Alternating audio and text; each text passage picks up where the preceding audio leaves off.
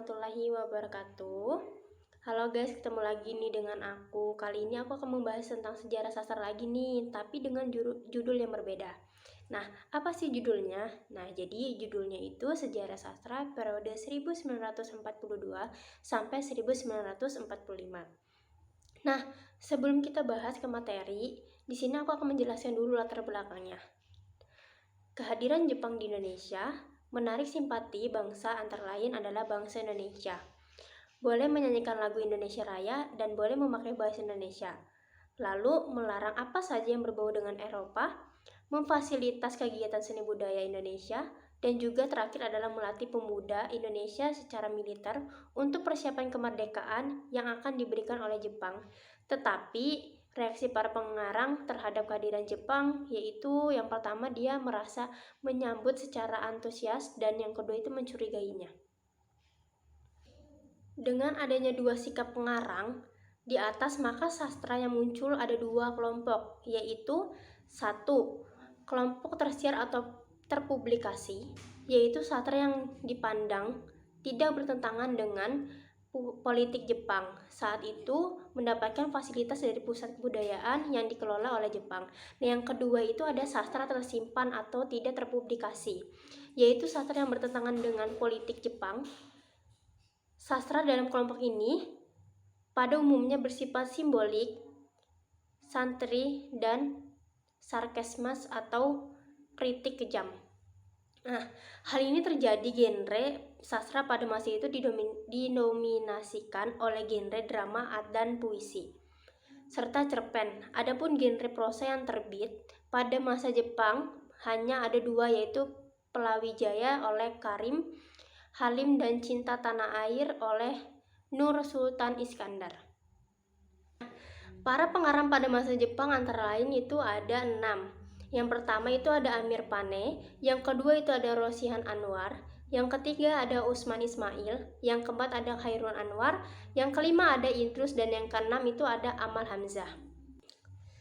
Setelah aku jelasin tentang latar belakangnya, selanjutnya aku akan membahas materinya tentang sejarah sastra periode 1942 sampai 1945. Jadi di sini ada 3 subbab. Yang pertama itu ada apa yang dimaksud dengan saat yang mematangkan pada periode ini. Yang kedua itu ada siapa saja pengarang pada periode 1942 sampai 1945. Dan yang ketiga itu ada genre sastra apa saja yang dikenakan pada periode ini atau pada periode 1942 sampai 1945. Nah, jadi kita langsung masuk nih ke materi yang pertama, yaitu apa yang dimaksud dengan saat-saat yang memantangkan pada periode ini.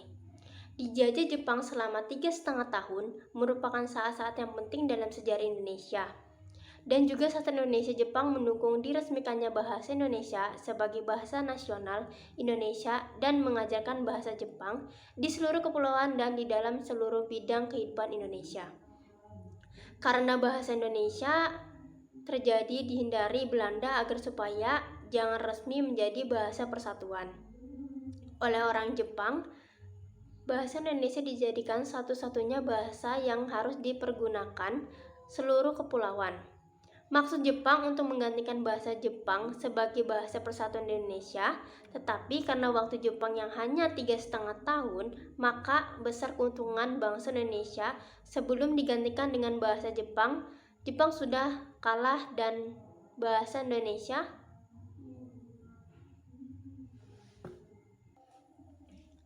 Selanjutnya kita masuk materi kedua, yaitu siapa saja pengarang pada periode 1942 sampai 1945.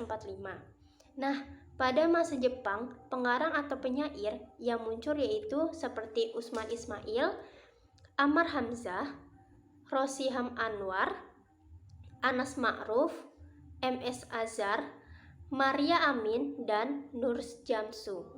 Nah, Usman Ismail menulis beberapa cerpen, diantaranya yaitu Pancaran Cinta 1940-an dan Gemar Tanah Air 1948.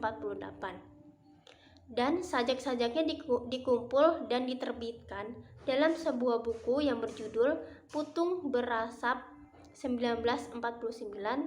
Dalam sajak-sajak yang bermulaan terasa kepercayaan terhadap Jepang akan membawa kemerdekaan bagi Indonesia.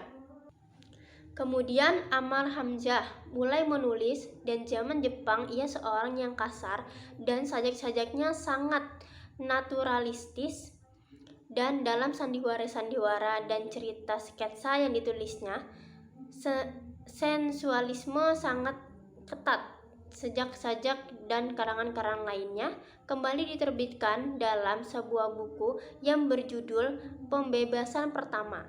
Setelah itu beliau lebih menaruh minatnya pada penerjemahan. Selanjutnya itu ada Rosihan Anwar. Pada zaman Jepang menulis sejumlah sajak dan cerpen. Sajak-sajaknya banyak melukiskan perasaan dan semangat pemuda. Judul cerpennya yaitu Radio Masyarakat, menceritakan kemelut pemuda yang dilanda keraguan atas segala janji-janji kosong dari Jepang. Selanjutnya itu ada Anas Ma'ruf. Pada zaman sesudah perang, lebih terkenal sebagai organisator kebudayaan dan penerjemahan. Beliau menulis sejumlah sajak, esai, dan kritik. Ia pun menerjemahkan karya-karya para pengarang dunia seperti Rabindranath Tagore, John Steinbeck, dan William Saroyan. Kemudian itu ada M.S. Azhar. Pada zaman Jepang, beliau menulis beberapa buah sajak menjadi terkenal karena sebuah sajaknya yang berjudul Bunglon. Kemudian ada Maria Amin. Beliau ialah penyair wanita pada zaman Jepang, menggambarkan kehidupan rakyat dan bangsa Indonesia sebagai ikan dalam akuarium yang dilukiskan dalam prosa liriknya yang berjudul Tengoklah Dunia Sana. Dan yang terakhir itu ada Nur Jamsu. Pada zaman Jepang, beliau menuliskan sejumlah sajak yang melukiskan hati yang diamuk. Pada masa sesudah perang, ia menulis cerpen yang berjudul Terawang, yang dimuat dalam majalah Gemar Suasana pada tahun 1948. Nah, tadi penjelasan tentang materi kedua. Sekarang kita masuk ke materi yang ketiga, yaitu genre sastra apa saja yang dikenalkan pada masa 1942 sampai 1945. Nah, jadi pada masa 1942 sampai 1945, genre yang dikenalkan yaitu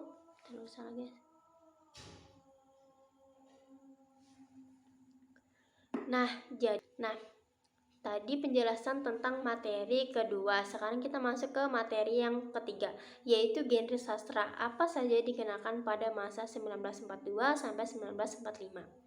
Nah, jadi pada masa periode 1942 sampai 1945, genre yang dikenakan itu seperti cerita pendek atau cerpen. Jadi cerita pendek atau cerpen adalah salah satu karya sastra yang berbentuk prosa dan hanya memiliki satu tahapan alur cerita. Biasanya berisi tentang kisah kehidupan manusia yang diceritakan lewat tulisan pendek dan singkat. Cerpen disebut sebagai karangan fiktif yang berisikan tentang kehidupan seseorang yang diceritakan secara ringkas dan berfokus hanya pada suatu tokoh saja. Nah, ciri-ciri cerpen sendiri yaitu cerpen merupakan cerita atau tulisan pendek, hanya memiliki alur satu, tahapan satu, memiliki alur yang ketat dan padat, dan harus memberikan kesan tuntas. Jadi, sejarah sastra sendiri yaitu cerpen sudah ada sebelum abad ke-10. Pada waktu itu, cerpen umumnya tidak dianggap sebagai bentuk sastra yang berbeda.